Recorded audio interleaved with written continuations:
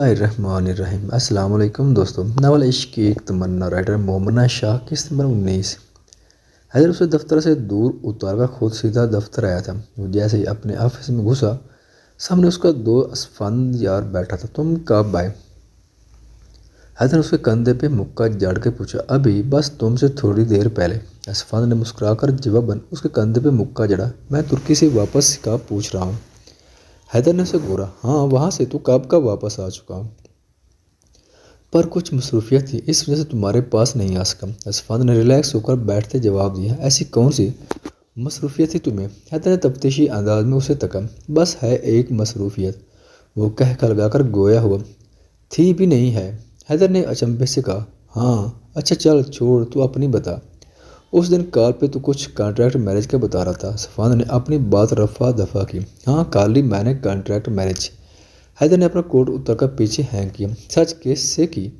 اس کا اشتیاق سے برا حال تھا۔ ملواتا ہوں، تھوڑی دیر صبر کرو، حیدر نے نرمی سے کہا۔ اس سے پہلے کہ اسفند یار کوئی اور سوال کرتا، وہ آفس کا دروازہ کھول کر سہمی سہمی اندر آئی تھی۔ اسفند نے ایک نظر حیدر اور پھر ساوری کو اشتیاق سے تکا تھا۔ ساوری کسی اور کو آفس میں دیکھ سکون کا سانس لیتی اپنی جگہ پہ جا کر بیٹھی تھی۔ اپنے بیگ سے جلدی جلدی پلینر نکال کر اس پہ پین گھسیٹنے لگی تھی۔ اسفند نے حیدر کو تکا تھا، جو آنکھوں میں نرم گرم سے تاثرات لیے اسے تاک رہا تھا۔ اسفند نے حیدر کو دیکھ کر بھویں اچکائی تھیں۔ اوئے مجنوں، یہی ہے وہ؟ اسفند نے اس کی آنکھوں کے آگے ہاتھ لہرا کر کہا۔ حیدر نے سر دھیرے سے اس بات میں ہلایا۔ یہ مان کیسے گئی؟ کانٹریکٹ میرج کے لیے؟ اسفند نے ساوری کو بغاوت دیکھ کر پوچھا۔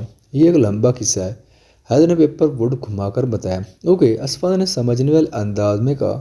ساوری، حیدر نے اسے مخاطب کیا تو ساوری نے بوکھلا کر اسے تکا۔ جی؟ اس کی سہمی سی آواز برآمد ہوئی۔ یہ میرا دوست اسفند ہے اور یہ میری وائف ساوری۔ حیدر نے ساوری کو اسفند سے متعارف کروایا اور اسفند کو ساوری سے۔ اس کے میری وائف کہنے پہ ساوری نے رخ واپس اپنے کام کی جانب مبذول کر لیا۔ نہ ہی اسفند کو سلام کیا، نہ ہی مزید کوئی بات۔ حیدر سر کو نفی میں جنبش دے کر رہ گیا تھا۔ یہ تو درفشاں سے بھی زیادہ جلالی طبیعت کی مالک ہے۔ اسفند نے برا منا کر کہا۔ ایسا کچھ نہیں۔ حیدر اس کی بات پہ ہنسا تھا۔ ساوری، 2 کپ کافی۔ حیدر نے سنجیدگی سے اسے حکم صادر کیا۔ ساوری دھیرے سے ساری لاتی کافی بنانے چلے گی۔ کچھ دیر بعد کافی لے کر آئے اور ان دونوں کو سرو کی اور اپنی جگہ پہ جا کر بیٹھ گئے۔ اسفند یار کافی دیر بیٹھا حیدر سے باتیں کرتا رہا اور پھر تقریباً 2 گھنٹے بعد اٹھ کر چلا گیا۔ تب تک ساوری اپنا کام بھی ختم کر چکی تھی اور شکر کا سانس لیتی حیدر کے پاس پلینر لے کر آئی تھی۔ آج کا شیڈیول؟ ساوری نے بڑے کانفیڈنس سے کہا۔ بتائیے، حیدر نے بغور اسے تکتے کہا۔ ساوری جو پڑھنے ہی لگی تھی، اس کو خود کو تکتا پا کر رکی تھی۔ آپ پلیز ایسے مات دیکھیں، اس نے الجھے ہوئے انداز میں کہا۔ پھر کیسے دیکھوں؟ حیدر نے بھویں اچکا کر استفسار کیا۔ آپ ادھر ادھر دیکھ لیں، پر یوں مجھے نہ دیکھیں۔ حیدر نے اس کی بات پہ اشتیاق سے اسے تکا تھا اور پھر ساری لتا پیپر ووڈ گھمانے لگا تھا اور اپنی توجہ بھی اسی جانب مبذول کر لی تھی۔ وہ دھیرے دھیرے اسے تمام میٹنگز کے حوالے سے آگاہ کرنے لگی تھی۔ بس آج کے لیے اتنا ہی، ساوری نے پلینر بند کرتے گہری سانس لے کر کہا۔ ٹھیک ہے۔ حیدر نے اس بات میں ساری لایا۔ سنیے، ساوری نے پلینر کو مضبوطی سے تھام کر حیدر کو پکارا۔ سنائیے۔ حیدر مکمل طور پر اس کی جانب گھوما تھا۔ آج میں اپنے گھر چلی جاؤں؟ کانٹریکٹ بھی تو پورا ہو گیا نا؟ اس کے چہرے پر چھائی معصومیت کو حیدر نے بغور تکا تھا۔ کانٹریکٹ؟ وہ کیسے؟ حیدر نے پوچھا۔ وہ کل رات آپ، میں اور آپ، وہ سرخ چہرے سمیت سٹپٹا کر گوئے۔ ہاں، میں اور آپ، کل رات میں تمہاری بات سمجھ گیا، پر کانٹریکٹ میں لکھا تھا بچہ ہونے کے بعد کانٹریکٹ ختم ہوگا۔ حیدر نے اس کم علم لڑکی کی لا علمی پہ افسوس کیا۔ ہاں، پر اب ہو جائے گا نا بیبی؟ ساوری کے چہرے سے مانو خون ٹپکنے کو تھا۔ بہت ہی بولی ہو، اتنا آسان تو نہیں بیبی ہو جانا، اس کے لیے ابھی ہم دونوں کو دل لگا کر بہت محنت کرنی پڑے گی۔ ایسے ہی تھوڑی ہو جاتا ہے بیبی۔ ہاں، اگر تمہارا لک اچھا ہوا تو شاید فرسٹ شاٹ میں ہی سکسر لگ گیا ہو۔ حیدر نے اس کے چہرے میں بکھرے رنگوں کو دیکھ کر شوخی سے کہا۔ ساوری کے گال تپنے لگے تھے۔ اب اتنی بھی بولی اور بے وقوف نہیں تھی کہ اس کی باتوں کا مطلب نہ سمجھتی۔ میں کام کر لوں؟ وہ گھبرا کر اس کے پاس سے ہٹی تھی اور اپنی جگہ پہ جا کر بیٹھی تھی۔ ہاں، جاؤ جاؤ کام کرو، یہ باتیں آرام سے برات میں کریں گے، حیدر نے آنچ دیتے لہجے میں کہا۔ ساوری کے ہاتھ پیر بے جان ہوئے تھے۔ وہ بوکھلائی بوکھلائی سی اپنا کام کرنے لگی تھی اور حیدر اپنے کام کی جانب متوجہ ہو گیا تھا۔ وہ سب ڈائننگ ٹیبل پر بیٹھے ناشتہ کرتے۔ جب ناظرین اپنا سامان لیے اندر داخل ہوئے، میر عالم اسے اپنے گھر میں واپس دیکھ کر خوشی سے جھوم کر اٹھے تھے اور اسے اپنے سینے سے لگایا تھا۔ میری گڑیا واپس آ گئی، مجھے یقین نہیں آ رہا۔ میر عالم نے اس کے ماتھے پہ عقیدت بھرا بوسہ دیا۔ آپ کی یاد آ رہی تھی، اسی لیے واپس آ گئی۔ ناز نین نے نم آنکھوں سمیت اپنے عزیز اس جان بھائی کے گرد بازو لپیٹے تھا۔ میرا بچہ، وہ اس پہ نہال ہوئے تھے۔ ناشتہ کیا ہے میری گڑیا نے؟ میر عالم نے اسے اپنے مضبوط بازوؤں کے حالے میں گھیرے پوچھا۔ جی ناشتہ تو مما کے ساتھ کر کے آئی ہوں، وہ مسکرائی تھی۔ چلو پھر جاؤ اپنا سامان سیٹ کرواؤ واپس، ٹھیک ہے؟ میر عالم نے شفقت سے کہا۔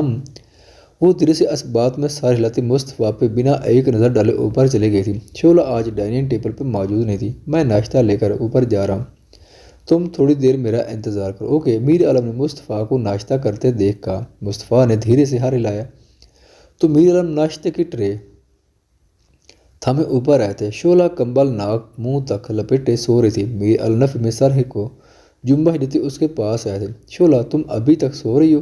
حیدر نے اس کا کندھا ہلا کر اس سے پوچھا۔ میری طبیعت بالکل ٹھیک نہیں ہے، پلیز مجھے تانگ نہ کرو۔ اس کی بھاری آواز کمبل سے برآمد ہوئی۔ میر عالم نے جھٹ اس کے اوپر سے کمبل ہٹایا تھا۔ کیا ہوا، درد ہو رہا ہے؟ میر نے اس کے ماتھے اور گال پہ ہاتھ دھر کر پوچھا۔ نہیں، مجھے درد نہیں ہوتا۔ آواز آنسوں کی وجہ سے بھاری ہوتی۔ عالم نے اس کا سر اٹھا کر اپنی گود میں رکھا تھا اور دھیرے دھیرے اس کے بال سہلانے لگا تھا۔ اٹھو، ناشتہ کرو، پھر میں تمہیں ٹیبلٹس دوں گا تاکہ تم جلدی جلدی ٹھیک ہو جاؤ۔ عالم نے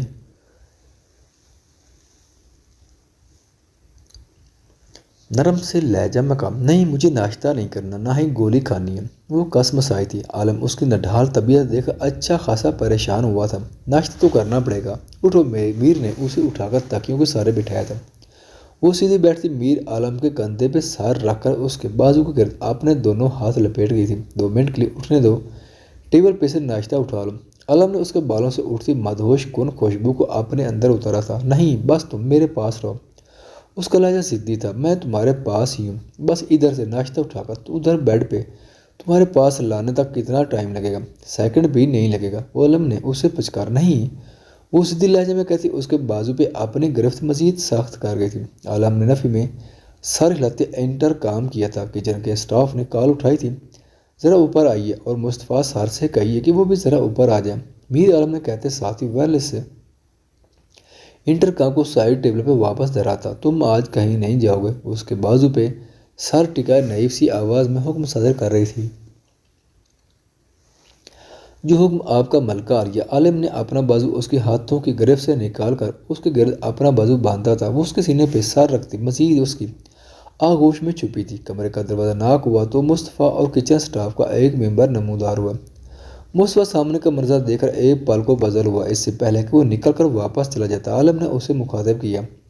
مصطفیٰ پلیز سب سے پہلے ہمارے فیملی ڈاکٹر کو بلاؤ، پھر پارٹی کے دفتر میسج کرو کہ آج شیرازی اور خوشحال سارا سب کچھ اکیلے ہی سنبھال ہے۔ عالم کے حکم پہ مصطفیٰ نے دھیرے سے سر کو اسبات میں جنبش دی تھی اور کمرے سے نکل کر زینوں کے پاس کھڑے ہو کر کال ملائی۔ آپ ذرا ناشتہ وہاں سے اٹھا کر ادھر لے آئیں، اس نے کچن اسٹاف ممبر سے کہا۔ وہ اسبات میں سر لاتی ناشتے کی ٹرے ان کے پاس بستر پہ دھر گئی تھی۔ میر عالم نے اسے جانے کا اشارہ کیا تو وہ سر ہلاتی وہاں چلی گئی۔ چلو بس سیدھی ہو کر بیٹھو، ناشتہ کرو۔ میر عالم نے اسے سیدھا بٹھایا۔